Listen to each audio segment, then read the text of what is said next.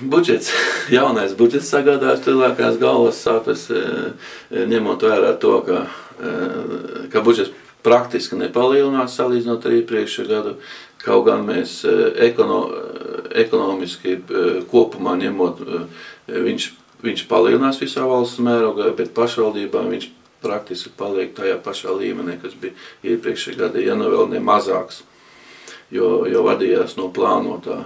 Un jāstāsta, vai mums šis plānotais budžets vēl izpildās. Ja neizpildīsies, tad būs noteikti vēl mazāks.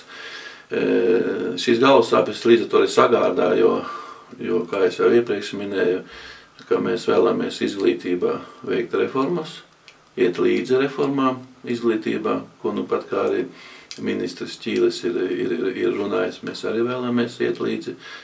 Laikam jāiet līdzi, mēs pilnīgi atbalstām šo lietu, bet ja nebūs šī finansējuma, tad mēs, diemžēl, būs atkal jāstāv uz vietas, ka mēs nevarēsim izglītību pastutēt.